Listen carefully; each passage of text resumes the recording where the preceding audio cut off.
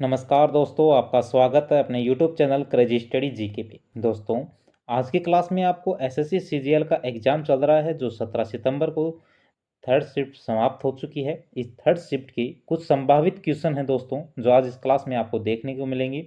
ये सभी क्वेश्चन आपकी होने वाली एग्ज़ाम के लिए इम्पोर्टेंट रहने वाले हैं, इसलिए दोस्तों क्लास को अंत तक ज़रूर देखें। अगर दोस्तों अभी तक आपने चैनल को सब्सक्राइब नहीं किया है तो प्लीज़ चैनल को सब्सक्राइब कर दें। चलो दोस्तों, आज की क्लास का फर्स्ट क्वेश्चन है, भारतीय संविधान में कानून बनाने की प्रक्रिया अविचारणीय रूप से के संविधान से प्रभावित है। यूपी पुलिस कांस्टेबल में आया क्वेश्चन है, तो ये ब्रिटेन से है। जो भारतीय संविधान में कानून बनाने की प्रक्रिया है, ये ब्रिटेन के संविधान से है। भारतीय संविधान में कानून बनाने की प्रक्रिया ब्रिटेन के संविधान से प्रभावित है। ब्रिटेन के संविधान से निम्नलिखित प्रावधान लिए गए हैं। संसदीय सरकार है, कानून का शासन है, विधायी प्रक्रिया है। विधायी प्रक्रिया है, एकल नागरिकता है, कैबिनेट व्यवस्था है, विशेषाधिकार रिट है, संसदीय विशेषाधिकार है और द्विसदन है। ये सभी ब्रिटेन के संविधान से लिए गए हैं। अगला क्वेश्चन है, पीएम सम्मान निधि योजना में एक साल में कितने रुपए मिलते हैं? तो प्रधानमंत्री किसान सम्मान निधि योजना के तहत पात्र किसानों को सालाना 6,000 रुपये की आर्थिक सहायता दी जाती है।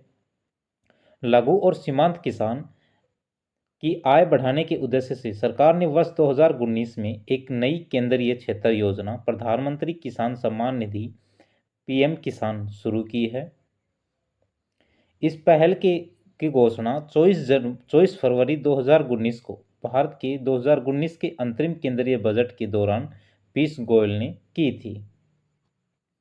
अगला क्वेश्चन है, भौतिकी में नोबेल पुरस्कार प्राप्त करने वाले पहले भारतीय कौन थे? तो सीवी रमन थे।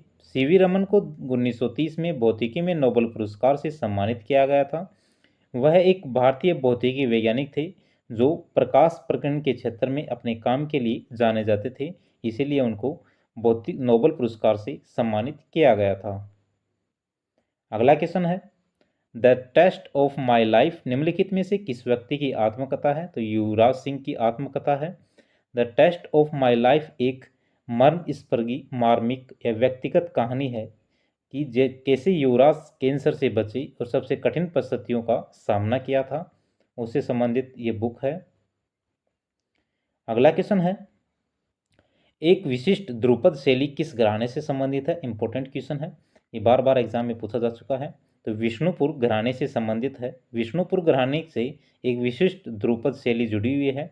ध्रुपद भारतीय उपमहाद्वीप के हिंदुस्तानी शास्त्रीय संगीत की एक शैली है।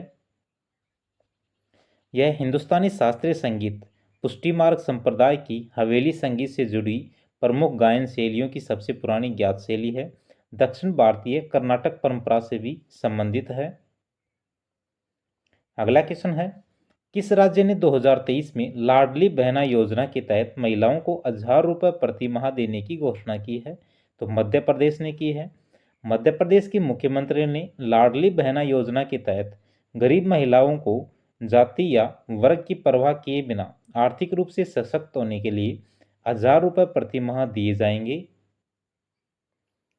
लड़कियों के लिए लाडली लक्ष्मी योजना की सफलता के बाद मध्य प्रदेश के मुख्यमंत्री शिवराज सिंह चौहान ने राज्य में महिलाओं के लिए लाडली बहना योजना शुरू करने की बड़ी घोषणा की है। अगला क्वेश्चन है, खेलो इंडिया यूथ गेम 2022 का शुभंकर क्या था? तो इसका शुभंकर था आशा, महिला चिता थी और मोगली। 31 जनवरी से 11 फरवरी 2023 तक खेलो इंडिया यूथ गेम 2022 का आयोजन मध्य प्रदेश में हुआ था। खेलो इंडिया यूथ गेम 2022 का शुभंकर था ये आशा, महिला चिता और मोगली। इससे संबंधित कुछ तथ्य हैं। खेलो इंडिया यूथ गेम 2022 इसका आयोजन 31 जनवरी से 11 फरवरी 2023 तक हुआ था। इसका ये 5वां संस्करण था। खेलो इंडिया यूथ गेम्स के नाम से ये चौथा था, वैसे 5वां संस्करण था। इसकी मेजबानी मध्य प्रदेश कर रहा था। इसका शुभंकर था आशा, महिला चिता और मोगली था। कुल आयोजित खेल स्पर्धाएं 27 थी और मसाल अमरकंटक था। इनका उद्घाटन है वो तात्या टोपे स्टेडियम में मुख्यमंत्री शिवराज सिंह चौहान के द्वारा किया गया था। इसकी थीम सॉन्ग था हिंदुस्तान का दिल धड़का दो, इसका थीम सॉन्ग था।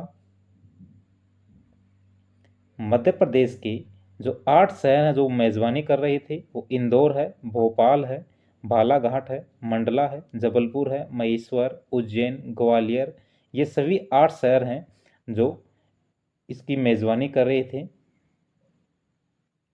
जो पदक तालिका है वो पदक तालिका में प्रथम स्थान पर महाराष्ट्र था, 161 पदक थे। दूसरे नंबर पर हरियाणा था, 128 पदक थे। मध्य प्रदेश तीसरे नंबर पर था, 96 पदक थे। राजस्थान चौथे नंबर पर था, 48 पदक जीते थे। और दिल्ली था वो 5वें नंबर था, 64 पदक जीते थे। उत्तर प्रदेश था वो 14 नंबर पर था, जो 36 पदक जीते थे। इस खेल में नए जो शामिल खेल थे वो फेसिंग थे और एक वाटर स्पोर्ट्स यानी कैनोइंग और कायांगिंग या रोइंग गेम थे। ये 2 गेम इसमें खेलो इंडिया यूथ गेम में शामिल किए गए थे।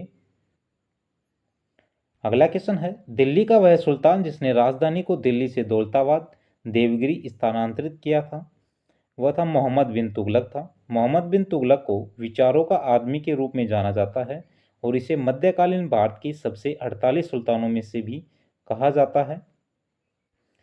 यह विवरण प्रसिद्ध यात्री इब्न बतूता के द्वारा लिखा गया था। उन्होंने सुल्तान महमूद बिन तुगलक के शासनकाल के दौरान भारत की यात्रा की थी। मोहम्मद बिन तुगलक ने 1327 में अपनी राजधानी दिल्ली से दौलताबाद स्थानांतरित की थी। इसका एक कारण दिल्ली के लोगों को दंडित करना था। अगला क्वेश्चन है, भारतीय संविधान का अनुच्छेद 40 किससे संबंधित है? सीनियर सेकेंडरी जो एग्जाम है सेकंड ग्रेड का उसमें पूछा गया क्वेश्चन है। ग्राम पंचायत से संबंधित है। भारतीय संविधान का अनुच्छेद 40 ग्राम पंचायत के गठन से संबंधित है। राज्य ग्राम पंचायतों को व्यवस्थित करने के लिए कदम उठाएगा। यह उन्हें ऐसी शक्तियां और अधिकारों से संपन्न करता है जो उन्हें स्वशासन की इकाइयों के रूप में कार्य करने में सक्षम बनाएंगे। भारत के संविधान के अनुच्छेद 43 भी सहकारी समितियों के संवर्धन से संबंधित है। राज्य सहकारी समितियों के स्वैच्छिक गठन, स्वायत्त कामकाज, लोकतांत्रिक नियंत्रण और पेशेवर प्रबंधन को बढ़ावा देने का प्रयास करेंगे।